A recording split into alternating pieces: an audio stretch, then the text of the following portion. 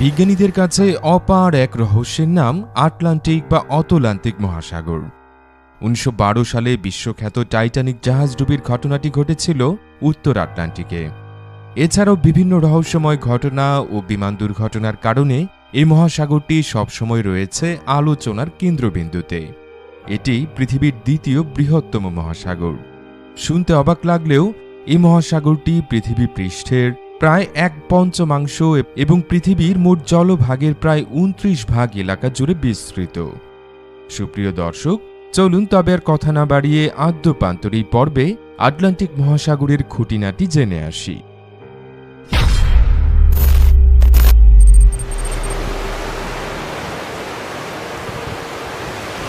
Atlantic মহাসাগরের আকৃতি ইংরেজি এস অক্ষরের মতো।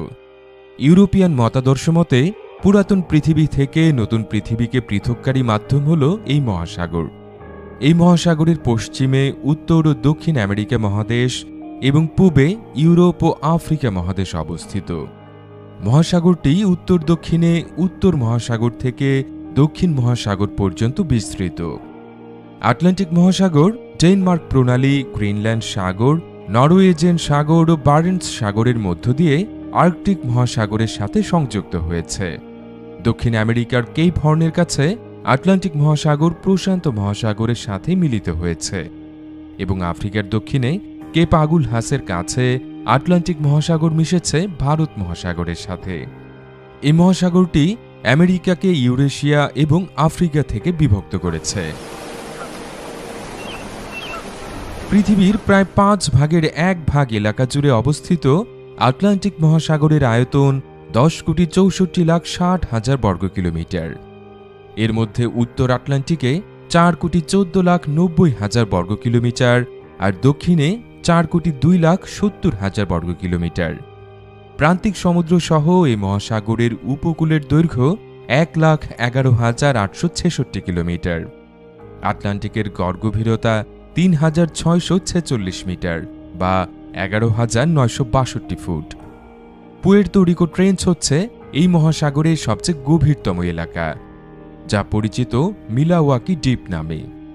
এর গভীরতা ৮,৩৭৬ মিটার বা ২৭,৪৮০ ফুট। প্রতিধ্বনি প্রযুক্তির সাহায্যে এক ব্রিটিশ নাবিক সর্বপ্রথম এর গভীরতা নির্ণয় করেছিলেন। এই মহাসাগরে বিদ্যমান মোট পানির পরিমাণ ৩১,৪,১০,৯০০ ঘন কিলোমিটার। আটলান্টিক মহাসাগর পৃথিবী পৃষ্ঠের মোট জলরাশির প্রায় ২৯% অঞ্চল জুড়ে বিস্তৃত। বিশ্বের সবচেয়ে বিপজ্জনক জলরাশির তালিকায় দ্বিতীয় স্থানে রয়েছে আটলান্টিকের নাম। এই সমুদ্রের পানি, উপকূলীয় বাতাস, পানির পৃষ্ঠের তাপমাত্রা এবং পানির স্রোত এসব দ্বারা অনেকখানি প্রভাবিত। পৃথিবীর আবর্তন গতি, বায়ু প্রবাহ, সমুদ্র জলের লবণাক্ততার ঘনত্ব ও উষ্ণতার পার্থক্যের জন্য সমুদ্রের উপরের জলরাশি নিয়মিতভাবে এক স্থান থেকে অন্য স্থানে প্রবাহিত হয়। সমুদ্র জলের এই গতিকে সমুদ্র স্রোত বলে। আটলান্টিক মহাসাগরের প্রধান স্রোতগুলি হচ্ছে কুমেরো স্রোত, বেঙ্গুয়েলা স্রোত, দক্ষিণ নিরক্ষীয় স্রোত, ব্রাজিল স্রোত, উত্তর নিরক্ষীয় স্রোত, উপসাগরীয় স্রোত, উত্তর আটলান্টিক স্রোত, ক্যানারি স্রোত, ল্যাব্রাডোর স্রোত ইত্যাদি। আটলান্টিক মহাসাগরের অর্থ অ্যাটলাসের সমুদ্র। নেভিগেশন এবং জ্যোতির্বিজ্ঞানের গ্রিক দেবতা অ্যাটলাসের নামানুসারে অ্যাটলান্টিস নামের উৎপত্তি এবং যুগ যুগ ধরে চলা এই নামই শেষ পর্যন্ত রূপ নেয় আটলান্টিক নামে। টাইটানমির পর অনন্তকাল ধরে আকাশ ধরে রেখেছিল অ্যাটলাস, এমনটাই বিশ্বাস করেন পুরনো ধ্যান ধারণার মানুষরা। ১৯ শতকের মাঝামাঝি পর্যন্ত দক্ষিণ আটলান্টিককে বলা হতো ইথিওপিয়ান মহাসাগর, আর এই শব্দটির জন্ম প্রাচীন ইথিওপিয়া থেকে। তবে তারও আগে ইংরেজদের কাছে এটি পরিচিত ছিল গ্রেট ওয়েস্টার্ন ওশান নামে। তবে আটলান্টিক পুরনো বিশ্ব থেকে নতুন বিশ্বকে আলাদা করেছে, এমনটাই বিশ্বাস করেন ইউরোপিয়ানরা। এই মহাসাগরের উল্লেখযোগ্য সাগরগুলোর মধ্যে রয়েছে ভূমধ্য সাগর, বাল্টিক সাগর, কৃষ্ণ সাগর, লিবিয়ান সাগর, উত্তর সাগর, নরওয়েজিয়ান সাগর, সেল্টিক সাগর, আইনিয়ান সাগর, ক্যারিবীয় সাগর ইত্যাদি। উপসাগরের মধ্যে আছে মেক্সিকো উপসাগর, ব্যাফিন উপসাগর, গিনি উপসাগর ইত্যাদি। পৃথিবীর অনেক প্রধান প্রধান নদীর জলধারা আটলান্টিকের সাথে মিশেছে। এগুলোর মধ্যে মিসিসিপি, নাইজার, অ্যামাজন, কঙ্গো, রাইন নদী ইত্যাদির পানি এই মহাসাগরে পতিত হয়। দুটি সাগর অথবা দুটি বিশাল জলরাশিকে সংযুক্তকারী সরু জলপথকে বলে প্রণালী। আটলান্টিক মহাসাগরে এরকম অনেকগুলো প্রণালী রয়েছে, যার মধ্যে উল্লেখযোগ্য ডেনমার্ক, ম্যাজেলান, ফ্লোরিডা ও ডোভার প্রণালী। ইংল্যান্ড ও ফ্রান্সের মধ্যবর্তী ডোভার প্রণালী বিশ্বের সবচেয়ে ব্যস্ততম সমুদ্র প্রণালী। জার্মানির কিয়েল খাল, ডেনমার্ক ও সুইডেনের মাঝে অবস্থিত ওরেসুন্ড প্রণালী, তুরস্কের বসফরাস প্রণালী, স্পেন ও মরক্কোর জিব্রাল্টার প্রণালী, কানাডার সেন্ট লরেন্স সমুদ্রপথ জলপথে আটলান্টিক মহাসাগরের উল্লেখযোগ্য প্রবেশদ্বার। গবেষকদের ধারণা, জুরাসিক আমল থেকেই এই মহাসাগরের গঠন শুরু হয়েছিল। 980 থেকে 982 সালের দিকে নর্থ অভিযাত্রী এরিক দ্য রেড সর্বপ্রথম জাহাজে করে এই মহাসাগর পাড়ি দিয়েছিলেন বলে মনে করা হয়। তবে 1492 সালে ক্রিস্টোফার কলম্বাস আটলান্টিক পাড়ি দিয়ে আমেরিকা মহাদেশ আবিষ্কার করেছিলেন, এই তথ্য প্রায় সবারই জানা। 1919 সালে বিমানপথেও পাড়ি দেওয়া হয় আটলান্টিক মহাসাগর। জন আলকক ও আর্থার ব্রাউন নামক দুজন বৈমানিক বিমানপথে আটলান্টিক পাড়ি দিয়ে কানাডা থেকে আয়ারল্যান্ডে পৌঁছেছিলেন। এছাড়া 1978 সালে 3 অভিযাত্রী বেলুনে চেপেও পাড়ি দিয়েছিলেন আটলান্টিক মহাসাগর। আটলান্টিক মহাসাগরের সবচেয়ে বড় দ্বীপ গ্রিনল্যান্ড, যা আয়তনে বাংলাদেশের চেয়ে 15 গুণ বড়। জানেন হয়তো, ভুবনজয়ী সম্রাট নেপোলিয়ন বোনাপার্টকে আটলান্টিক মহাসাগরের সেন্ট হেলেনা দ্বীপে নির্বাসিত করা হয়েছিল। ক্যানারি দ্বীপ, ফারো দ্বীপ, Iceland, Barbados, Bahama, Trinidad and Tobago, Falkland দ্বীপপুঞ্জ ছাড়াও আরও ছোট বড় অসংখ্য দ্বীপ রয়েছে এই মহাসাগরে। এই মহাসাগরের পানির চরিত্র কেমন? সাধারণত ধারণা করা হয় যে আটলান্টিকের পানি অনেক বেশি শীতল, কিন্তু এটি পুরোপুরি ভুল। এই মহাসাগরের পানি বেশ উষ্ণ। সাধারণত পানির তাপমাত্রা নির্ভর করে বেশ কয়েকটি প্রভাবের উপর। প্রথমত, অক্ষাংশ ভেদে এর উষ্ণতার হেরফের হয়। যেমন মার্কিন উপকূলে এর উষ্ণতা প্রশান্ত মহাসাগরের চেয়ে 16 ডিগ্রি ফারেনহাইট বেশি, অর্থাৎ এটি বেশ ভালোই গরম। এরপর রয়েছে মৌসুম ভেদে পরিবর্তন ও সৌরশক্তি এবং জলবায়ু পরিবর্তনজনিত পরিস্থিতি। এ সবকিছুই আটলান্টিকের পানির শীতলতা বা উষ্ণতার তারতম্য ঘটায়। তবে আটলান্টিক মহাসাগরের পানি সময় ও স্থান ভেদে বরফেও পরিণত হয়। প্রতি বছর অক্টোবর থেকে জুন পর্যন্ত এই মহাসাগরের ল্যাব্রাডোর সাগর, বাল্টিক সাগর এবং ডেনমার্ক প্রণালী বরফে ঢাকা থাকে। মজার ব্যাপার হল, উত্তর আটলান্টিকের পানির তাপমাত্রা যদি ঘড়ির কাঁটার দিকে ঘোরে, তবে দক্ষিণ আটলান্টিকের জলের স্রোত ঘোরে বিপরীত দিকে। ফলে পানির তাপমাত্রা হিমাঙ্কের নিচে 4 ডিগ্রি থেকে 30 ডিগ্রি সেলসিয়াসের মধ্যে ওঠানামা করে। আটলান্টিক মহাসাগর হচ্ছে পৃথিবীর সবচেয়ে লবণাক্ত মহাসাগর। এর উন্মুক্ত পৃষ্ঠের পানির লবণাক্ততা অক্ষাংশ ঋতুভেদে 3.3 থেকে 3.7% পর্যন্ত হয়ে থাকে। তাপমাত্রার মতো লবণাক্ততাও নির্ভর করে অক্ষাংশ ও মৌসুমের উপর, অর্থাৎ জায়গাভেদে এর লবণাক্ততার পরিমাণেও কম বেশি হয়। এছাড়াও পানি লবণাক্ততার মানকে বাষ্পীভবন, বৃষ্টিপাত, নদীর প্রবাহ এবং সমুদ্রের বরফ গলন ইত্যাদিও প্রভাবিত করে। ভারী ক্রান্তীয় বৃষ্টিপাতের কারণে নিরক্ষীয় অঞ্চলের ঠিক উত্তর দিকে সাধারণত পানির লবণাক্ততার মান কম হয়, আর উপকূল বরাবর নদীর অববাহিকায় লবণাক্ততার মান বেশি থাকে। আটলান্টিকের পানির রং অন্য মহাসাগরের চেয়ে একেবারেই ভিন্ন। অন্যান্য মহাসাগরের পানির রং নীলাভ হলেও আটলান্টিকের পানি দেখতে অনেকটাই সবুজ রঙা। আমেরিকার পূর্ব উপকূলীয় এলাকার পানি দেখতে সবুজ রঙের, আর এর কারণও আছে। এই পানিতে প্রচুর পরিমাণে শ্যাওলা এবং উদ্ভিদের উপস্থিতি রয়েছে। আটলান্টিক মহাসাগরের কিছু কিছু স্থানে সমুদ্রের মৃত উদ্ভিদ থেকে নিঃসৃত এক প্রকার রঞ্জক পদার্থের কারণে পানির রং সবুজ দেখা যায়। আবার সূর্যের 7টি রঙের মধ্যে এই মহাসাগরের পানিতে সবুজ রঙের অধিক বিচ্ছুরণও পানির সবুজ বর্ণের কারণ। ভূমধ্য আটলান্টিক মহাসাগরের মিলনস্থলে পানির রং আলাদা আলাদা। তবে এর পানির রং সবুজ হলেও এটি অনেক বেশি অন্ধকার। কেননা পানির তাপমাত্রা অনেক বেশি শীতল হবার কারণে এটি অনেক নোংরা আর উদ্ভিদে পূর্ণ থাকে। পানিতে থাকা এসব নোংরা আর গাছপালা খুব দ্রুত সূর্যের আলো শোষণ করে, আর এ কারণে একে এত বেশি অন্ধকার দেখায়। এছাড়া আটলান্টিক মহাসাগরের মোহনা থেকে যত গভীরে যাওয়া হয় ততই এর রং হালকা বাদামি থেকে সবুজ বাদামি রং ধারণ করে। আটলান্টিক মহাসাগরের তলদেশের কিছু কিছু জায়গার পরিবেশ বেশ বৈচিত্র্যময় এবং রয়েছে সমৃদ্ধ ইকোসিস্টেম। সেখানে আছে নানা রকমের কোরাল ও স্পঞ্জ সহ বিচিত্র সব প্রাণী। অ্যাটলাস নামক একটি প্রকল্পের অধীনে ব্রিটিশ বিজ্ঞানীদের নেতৃত্বে এই মহাসাগরের রহস্য উন্মোচনের চেষ্টা চলছে। তার সাথে কাজ করছে উত্তর আমেরিকা ও ইউরোপের আরও ২৪টি প্রতিষ্ঠান। তবে আটলান্টিক মহাসাগরে বেশি পরিমাণের জাহাজ চলাচলের কারণে এর পানিতে বিপুল পরিমাণ রাসায়নিক দ্রব্য মিশছে, যা জলজ প্রাণী ও উদ্ভিদগুলোর জন্য দিন দিন মারাত্মক হুমকি হয়ে উঠছে।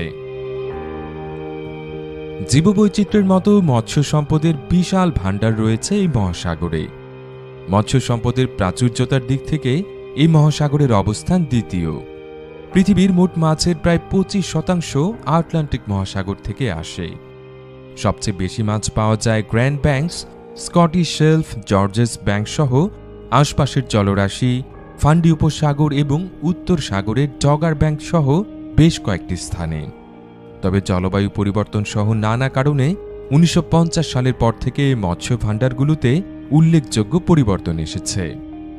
সারা বিশ্বে ৩ ভাগে বিভক্ত এই মৎস্য ভাণ্ডারের ২টির অবস্থানই আটলান্টিকে, বাকি একটি ভাণ্ডারের অবস্থান ভারত ও পশ্চিম প্রশান্ত মহাসাগরে। আটলান্টিক তীরবর্তী দেশগুলোর উন্নয়ন ও অর্থনীতিতে এই মহাসাগর গুরুত্বপূর্ণ অবদান রেখে চলেছে। ন্যাশনাল ওশেনিক অ্যান্ড অ্যাটমসফেরিক অ্যাডমিনিস্ট্রেশনের এক অভিযানে আটলান্টিক মহাসাগরের নিচে মাইল ২ এলাকা জুড়ে প্রায় ২ লাখ টন সোনার সন্ধান পাওয়া গেছে। অভিযাত্রী দল ধারণা করেছিল প্রায় ৩ লাখ টন সোনা থাকতে পারে অতলান্তিকের নিচে। তবে এ সোনা পানির নিচ থেকে উত্তোলন করে সঠিক ব্যবহারের কোনো উপায় এখনও আবিষ্কার করা সম্ভব হয়নি। পাশাপাশি প্রাকৃতিক গ্যাস, অপরিশোধিত তেল, মূল্যবান পাথরের বিশাল ভাণ্ডার এই আটলান্টিক মহাসাগর। ফ্লোরিডা প্রণালীর উত্তর কিউবা অববাহিকায় প্রায় ৮৭ কোটি ঘনমিটার পেট্রোলিয়াম, ৯.৮ ট্রিলিয়ন ঘনমিটার প্রাকৃতিক গ্যাস থাকার সম্ভাবনা রয়েছে। পর্যটন শিল্পের বিকাশেও এই মহাসাগরের রয়েছে বিশেষ ভূমিকা। আটলান্টিকের সৌন্দর্যকে ভিত্তি করে ক্যারিবিয়ান উপকূল, ফ্লোরিডা বিচ এবং মিয়ামি বিচে লাভজনক পর্যটন শিল্পের বিকাশ ঘটেছে। আটলান্টিক মহাসাগরের মধ্যে ক্যানারি দ্বীপপুঞ্জের অন্যতম লাঞ্জারোতের উপকূলের কাছে সাগরতলে প্রথম জাদুঘর স্থাপন করে স্পেন। সাগরের ১৫ মিটার নিচে এমন পদার্থ দিয়ে ৩০০টি ভাস্কর্য স্থাপন করা হয়েছে যাতে সাগরের জীববৈচিত্র্য ক্ষতিগ্রস্ত না হয়। ধারণা করা হচ্ছে এই ভাস্কর্যগুলো প্রায় ৩০০ বছর টিকবে। এগুলো তৈরি করেছেন জেসন দ্য কেয়ার্স নামের একজন শিল্পী। অ্যাডভেঞ্চার প্রিয় পর্যটকদের জন্য এ এক অনন্য সৃষ্টি। তবে জাদুঘরটি দেখতে হলে অক্সিজেনের টিউব সহ ডুবুরির পোশাক পরে সাগরের নিচে ডুব দিতে হবে। পৃথিবীর রহস্যপুরী হিসেবে খ্যাত বারমুডা ট্রায়াঙ্গলের নাম শুনেননি এমন মানুষ খুঁজে পাওয়া দুষ্কর। এটিও আটলান্টিক মহাসাগরের অন্তর্ভুক্ত একটি বিশেষ অঞ্চল। এখান থেকে বেশ কিছু জাহাজ ও উড়োজাহাজ রহস্যজনকভাবে নিখোঁজ হওয়ার কথা শোনা যায়। অনেকে মনে করেন ওই সকল অন্তর্ধানের কারণ নিছক দুর্ঘটনা, যার কারণ হতে পারে প্রাকৃতিক দুর্যোগ অথবা চালকের অসাবধানতা। এর বিপরীতে অনেকেই বিশ্বাস করেন এসবের পেছনে দায়ী হল অতি প্রাকৃতিক কোনো শক্তি বা বহির্জাগতিক প্রাণের উপস্থিতি। আটলান্টিক মহাসাগরে চলাচলরত জাহাজগুলোতে জলদস্যুদের আক্রমণের পরিমাণ অনেক বেশি। তাই বর্তমান সময়ে জাহাজগুলোর আন্তর্জাতিক রুটে চলাচল বেশ বিপজ্জনক হয়ে উঠেছে। ২০১৪ সালে গিনি উপসাগরে মোট ৪১টি বাণিজ্যিক জাহাজ জলদস্যুদের দ্বারা আক্রান্ত হয়। মূলত সোমালিয়ার জলদস্যুরাই এই মহাসাগরে ভাসমান জাহাজগুলোতে আক্রমণ করে থাকে। শক্তিশালী ঘূর্ণিঝড় সৃষ্টির অন্যতম উৎস হিসেবে পরিচিত আটলান্টিক মহাসাগর। প্রত্যেক শীতকালে এখানে ঘন ঘন ঘূর্ণিঝড়ের সৃষ্টি হয়। এদিকে গ্রীষ্ম ও শরৎকালে উত্তর আটলান্টিকের পশ্চিম অংশে হারিকেনের প্রবণতা অনেক বেশি থাকে। তবে শক্তিশালী বাতাস আর দুর্বল আন্তঃক্রান্তীয় অঞ্চলের কারণে দক্ষিণ আটলান্টিকে ঘূর্ণিঝড় হয় না বললেই চলে। 2019 সালের 2 সেপ্টেম্বর আটলান্টিকের ইতিহাসে দ্বিতীয় সর্বোচ্চ শক্তিশালী সামুদ্রিক ঝড় ডোরিয়ান আঘাত হানে ক্যারিবীয় দ্বীপরাষ্ট্র বাহামায়। এতে অন্তত 80 জনের মৃত্যু হয়, বহু ঘরবাড়িও লণ্ডভণ্ড হয়ে যায়, আর এতে আর্থিক ক্ষতি হয় প্রায় 3.4 বিলিয়ন মার্কিন ডলার। বিশ্ব বাণিজ্যের ক্ষেত্রে আটলান্টিক মহাসাগর অত্যন্ত গুরুত্বপূর্ণ ভূমিকা পালন করছে। পৃথিবীর পরাশক্তি দেশগুলোর মধ্যখানে এই মহাসাগরটির অবস্থান হওয়ায় বিশ্ব বাণিজ্য সংক্রান্ত নানান কাজে আটলান্টিক মহাসাগরের গুরুত্ব কতটা তা বলার অপেক্ষা রাখে না। পৃথিবী খ্যাত বিভিন্ন নগরীর প্রাণভোমরা বলা যায় এই আটলান্টিক মহাসাগরকে। সমুদ্রপথে ইউরোপের সাথে আমেরিকার পণ্য পরিবহনের ক্ষেত্রে আটলান্টিকের বিকল্প নেই। একইভাবে এশিয়া এবং আফ্রিকার সাথে আমেরিকার বাণিজ্যের ক্ষেত্রেও আটলান্টিক অত্যন্ত গুরুত্বপূর্ণ। আন্তঃমহাদেশীয় সমুদ্র বাণিজ্য চালু হবার পর থেকেই পণ্য পরিবহনের ক্ষেত্রে আটলান্টিক মহাসাগরের ব্যবহার দিন দিনই বাড়ছে। পৃথিবীর প্রায় 133টি দেশ সরাসরি এই মহাসাগরের তীরে অবস্থিত, যে কারণে আটলান্টিক মহাসাগরকে কেন্দ্র করে গড়ে উঠেছে বহু বন্দর ও পোতাশ্রয়। এগুলোর মধ্যে উল্লেখযোগ্য হল মিশরের আলেকজান্দ্রিয়া, স্পেনের বার্সেলোনা, ডেনমার্কের কোপেনহেগেন, জার্মানির হামবুর্গ, গ্রেট ব্রিটেনের লন্ডন, ফ্রান্সের লে হার্ভে, পর্তুগালের লিসবন, নরওয়ের অসলো, নেদারল্যান্ডের রটারডাম, রাশিয়ার সেন্ট পিটার্সবার্গ, কানাডার মন্ট্রিল, মার্কিন যুক্তরাষ্ট্রের নিউ ইয়র্ক ও নিউ অর্লিয়ান্স, ব্রাজিলের রিও ডি জেনেইরো, আর্জেন্টিনার বুয়েন্স আয়ার্স ইত্যাদি। এছাড়াও আরও ছোট বড় বহু বন্দর গড়ে উঠেছে আটলান্টিক মহাসাগরের তীরে।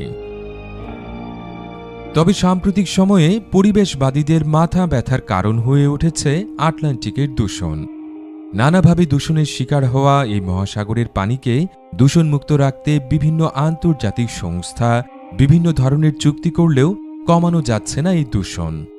অধিক পরিমাণে জাহাজ চলাচলের কারণে প্রতিদিন আটলান্টিকের পানিতে মিশছে বিভিন্ন ক্ষতিকর রাসায়নিক দ্রব্য, যা মহাসাগরের পরিবেশ ও জীববৈচিত্র্যের জন্য হুমকি হয়ে দাঁড়িয়েছে। এছাড়া কৃষিকাজে ব্যবহৃত সার, পশু সম্পদ ও মানব বর্জ্যও মিশছে এতে। তবে অন্যান্য দূষণের মধ্যে কৃষি ও পৌর বা নগরের বর্জ্য বেশি উদ্বেগের সৃষ্টি করেছে। নগর বর্জ্যগুলো মূলত আসে পূর্ব আমেরিকা, দক্ষিণ ব্রাজিল এবং পূর্ব আর্জেন্টিনা থেকে। ক্যারিবীয় সাগর, মেক্সিকো উপসাগর, মারাকাইবো লেক, ভূমধ্য সাগর, দক্ষিণ সাগর থেকে আসে তেল জাতীয় দূষণ। আর শিল্প বর্জ্যের উৎস হল বাল্টিক সাগর, দক্ষিণ সাগর ও ভূমধ্য সাগর। আটলান্টিক মহাসাগরের দক্ষিণ আফ্রিকার উপকূলে শুরু হয়েছিল আদিম মানুষের প্রথম আগমন। 1000-এরও কম মানুষ এখানে জীবিকার সন্ধানে এসেছিল। এ জায়গা ছিল খোলাওয়ালা মাছ, পশমযুক্ত শিল, অন্যান্য মাছ এবং সামুদ্রিক পাখির অন্যতম উৎস। এখানকার আদিবাসীরা এসব খেয়ে জীবন নির্বাহ করত। 70,000 বছরের পুরনো আফ্রিকানদের এসব তথ্যের প্রমাণ মিলেছে দক্ষিণ আফ্রিকার ব্লম্বোস গুহায় খোদাই করা বিভিন্ন শিলাচিত্র থেকে। পৃথিবীর মানব জীবনে আটলান্টিকের কিছুটা বিরূপ প্রভাব থাকলেও এর অপরূপ প্রাকৃতিক সৌন্দর্য, জীবনধারণের বিশেষ উপকারিতা সহ সর্বোপরি মহাসাগরটির অস্তিত্ব যে মানুষের জন্য স্রষ্টা প্রদত্ত এক অমূল্য আশীর্বাদ তা বলার অপেক্ষা রাখে না। আর তাই আটলান্টিকের নাম শুনেছেন, ইন্টারনেটের ছবি দেখেছেন, কিন্তু মনে মনে বা কথার কথায় এই মহাসাগরের তীরে একবার যাবার বাসনা ব্যক্ত করেননি এমন মানুষ পাওয়া বিরল।